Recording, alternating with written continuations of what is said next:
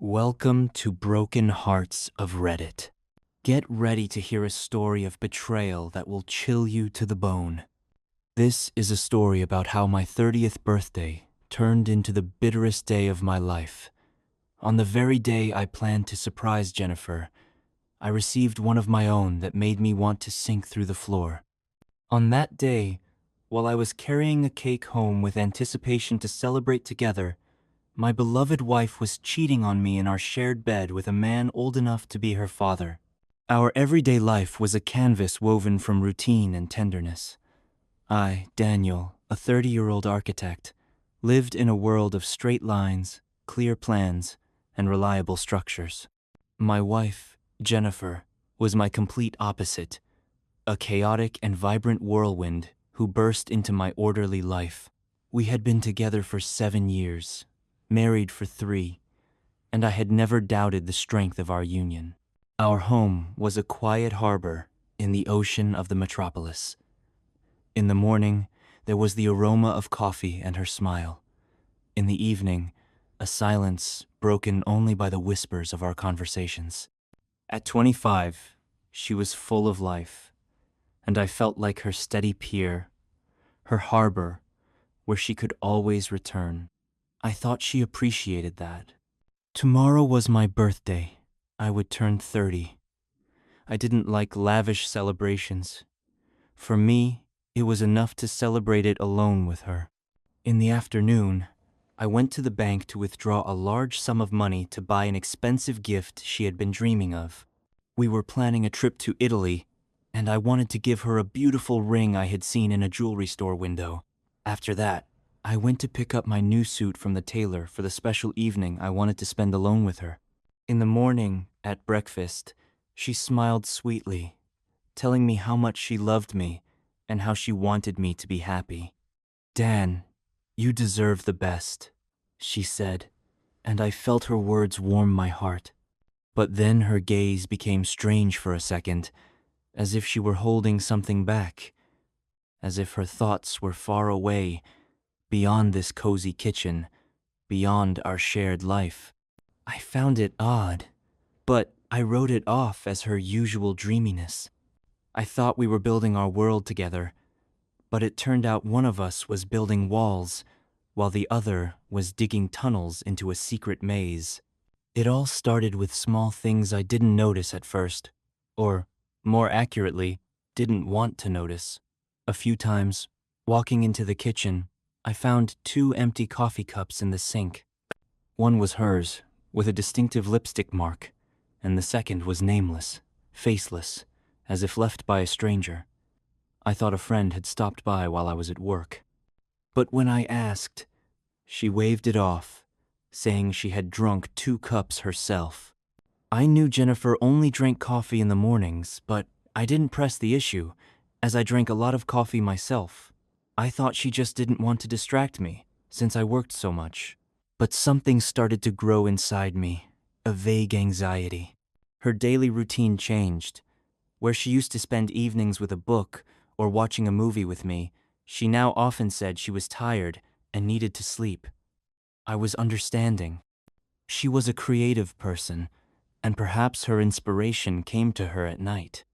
One night, I woke up in the middle of the night and saw her sitting in an armchair. "Is something wrong, my dear? You're not sleeping?" I asked. She flinched and said she'd had a bad dream and couldn't fall back asleep. Her voice was unusually quiet, and in her eyes I saw fear. I hugged her and tucked her back into bed, trying to calm her. I thought it was just a nightmare, but later I started to notice that she wasn't sleeping at night, but just lying in bed, staring at her phone.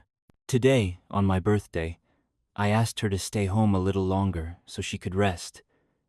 I wanted her to look stunning that evening because I had a surprise for her. She said she needed to go out but would be back in the evening so we could celebrate. She hugged me, kissed me, and whispered softly in my ear, "Darling, I'll always be yours." In that moment, I felt like the happiest man on earth, but her words echoed with a strange emptiness in my soul. I couldn't understand why. Anticipation is a sweet and agonizing feeling at the same time. I ran around town, buying gifts, trying not to forget a single detail to make the evening perfect. Everything seemed surreal, as if I were the hero of some romantic comedy. I even bought a bottle of expensive wine we had once tried in Paris, when Jennifer promised me our future would be just as bright and unforgettable. I lovingly recalled that moment, and my chest grew warm. Returning home, I put the bags on the table and went into the bedroom. A strange, unfamiliar scent immediately hit my nose. It was heavy, sickly sweet, somehow alien, completely unlike her light, floral perfume. I had never smelled this scent before. It seemed like nothing special, but I had a good sense of smell since childhood, and my internal radar had already started sending out alarm signals. I walked over to the bed and saw two gray hairs on the pillow next to her head indentation. I picked them up. They were too long for me. I even thought they were my hair, but when I looked closely, I realized they weren't. My hair was black, and these were gray. At that moment, my brain started working overtime. Something didn't add up. She never brought older people into the house. We didn't have any elderly relatives who could have dropped by while we were gone. I even started to wonder if some courier or plumber had come, but there had been no strangers in the house. I dismissed these thoughts, trying to calm myself down. Maybe she had just been visiting an old acquaintance who lived nearby. A secret in her eyes, a strange scent in the house, a gray hair on the pillow. A coincidence? No, no longer a coincidence. It was a clue. I started searching like a madman. I ran my hand under the bed, trying to feel for something. Nothing. Then I went to the closet, opened it, and started going through her clothes. Everything seemed to be in place, but then I saw a piece of paper lying at the bottom of the laundry basket. It was neatly folded, as if someone had hidden it. I unfolded it. It was a receipt. A receipt for the purchase of an expensive car. My heart rate sped up. I was completely bewildered. I had no idea where this receipt came from. She and I had never discussed buying a car because we already had one and were only planning to replace it in a year. I even thought it was some kind of prank. I looked at the date yesterday. I looked at the price. It was enormous. So much we couldn't have saved for in several years. I was in shock. Who gave her a car? Where did she get the money for such a purchase? My thoughts raced as I tried to find some explanation. I sat on the bed, clutching the receipt in my hand. I felt anger and hurt overwhelming me. I didn't understand anything. Everything was jumbled in my head. I looked in horror at the gray hair on the pillow. I was ready to cry. At that moment, the door opened and Jennifer entered the apartment. She was holding a cake. "Happy birthday, my love," she said with a smile. I jumped up from the bed. Her smile seemed false and unnatural. I stared at her, unable to say a word. She noticed my state, and her smile vanished. She put the cake on the table and came over to me. "Is something wrong? You look very upset." I didn't know what to say. I just stared at her, unable to hide my pain. I wanted to hug her and push her away at the same time. She was so beautiful, so tender, but at the same time, so foreign. I didn't know who she was or what she was hiding from me. I felt our world, built on trust, crumbling. I looked into her eyes, and it seemed to me that there was nothing there but lies. Her hand reached out to touch my cheek. I recoiled, as if from fire. She froze, and surprise flashed in her eyes, followed by wariness. "Dan, what's wrong? You're scaring me." Her voice sounded frightened, but I no longer believed a single word. I looked at the cake in her hands, at that silly inscription, "Happy birthday, my love," and felt my stomach turn. It was such cruel hypocrisy. I couldn't stay silent any longer.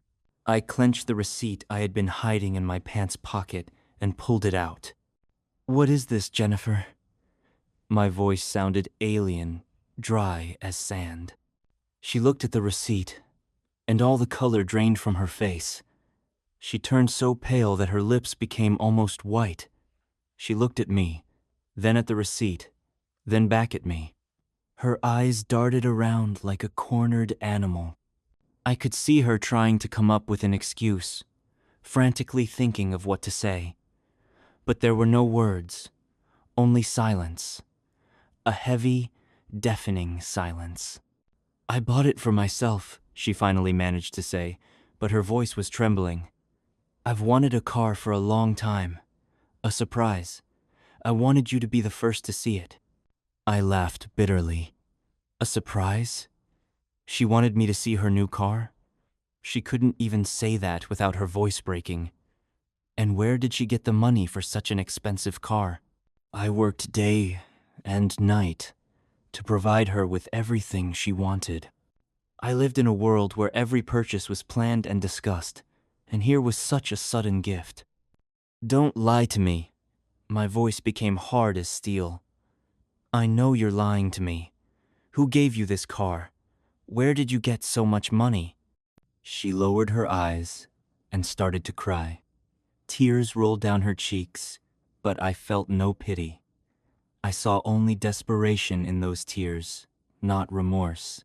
She didn't ask for forgiveness. She just stayed silent, staring at the floor.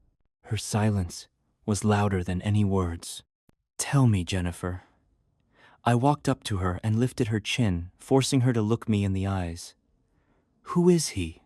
She recoiled, as if from a blow. "No one, Dan, no one. Don't make things up," she cried. But her words no longer mattered. I already knew everything. I understood everything from her behavior, from that scent, from those gray hairs on the pillow. It all fit together. My brain, which had so long refused to accept this truth, finally put all the pieces of the puzzle together into a single picture. She had cheated on me, with a man much older than her, with the one who promised to buy her a car. I didn't know what to do. I stood in our living room, which had seemed like the safest place on earth just minutes ago, and stared at my wife. She seemed like a stranger to me, and I no longer recognized her. The woman I had loved was innocent, naive, and sincere, but this one was deceitful and soulless. I felt my heart clench with pain and resentment. I just couldn't believe this was happening to me. Everything blurred into one surreal, unbearable image. I looked at her tears, at her frightened face, and one thought rang in my head. She's lying. She cheated on me. I felt anger and hurt overwhelm me. I wanted to scream, to break things, but I just stood and looked at her. In that moment, I realized that the Jennifer I had known and loved had never existed. She was just my fantasy, my creation. "Tell me the whole truth," I said, and my voice was as hard as stone. "Don't you dare lie to me. Tell me everything that happened, and I'll leave." She looked up at me, her eyes full of tears. "I didn't mean to, Dan. I was just tired." I listened to her speak, and I felt my stomach turn. She talked about how she lacked attention, how I was always at work, how she felt lonely. She said this old man who was old enough to be her father, gave her what I couldn't: attention, luxury, gifts. He promised to buy her a car, and she fell for it. I listened to her and felt my heart clench with pain. "He was old, but he was rich," she said. "He was lonely, But he was generous. He was willing to give me everything he had, and I couldn't resist. I listened to her, and I was disgusted. I was disgusted by her words, by her excuses. She said I was a safe harbor for her, but she wanted to travel the stormy seas.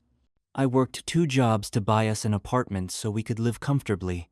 And she, meanwhile, was cheating on me with an old man who bought her a car. How long? My voice trembled. A few months, she replied softly. I didn't want you to find out. I wanted you to be happy, not to worry. I laughed bitterly. She wanted me to be happy, yet at the same time, she broke my heart. She deceived me while I thought we were building our future. She lied to me while I thought we were happy. She was everything to me, and I was just a backup option for her. I didn't want to listen to her anymore.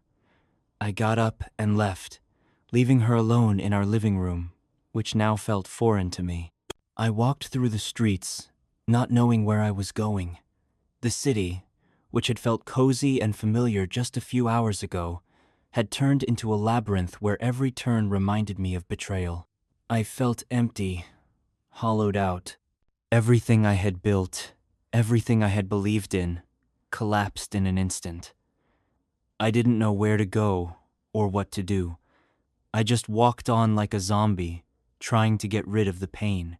At some point, I found myself in front of our house. I saw Jennifer come out of the entrance and get into a new car, the one the old man had given her. She was so beautiful, so happy, and I was so pathetic. I stood and watched her drive away. She didn't even look my way, as if I didn't exist. I was just a temporary refuge for her, and now that she had found a new harbor, she simply left. I felt nothing but emptiness. I went up to our apartment. I walked into the kitchen, where the cake had been just a moment ago. I remembered how she had hugged me, how she had said she loved me. All of it seemed so distant and unreal. I sat on the floor and started to cry. I couldn't stop. Tears streamed down my face, washing away all my pain, all my hurt. I was crying because I had lost not only my wife, but also my faith in love, in trust, in the future. A few days later, I received a letter from her. She wrote that she was sorry, that she didn't want to hurt me. She wrote that she loved me, but couldn't be with me because she wanted to live a different life. She wrote that he, the old man, had proposed to her, and she had accepted. She wrote that she would be happy. I read the letter and simply threw it in the trash. I didn't want to know anything more about her. I wanted to forget her, to forget how I had loved her, how I had trusted her. I wanted to start a new life, but I didn't know how. My heart was broken, and I didn't know if it could ever love again. I sold our apartment, quit my job, and moved to another city. I wanted to start with a clean slate. I didn't want anything to remind me of her. I didn't want my memories to be filled with pain.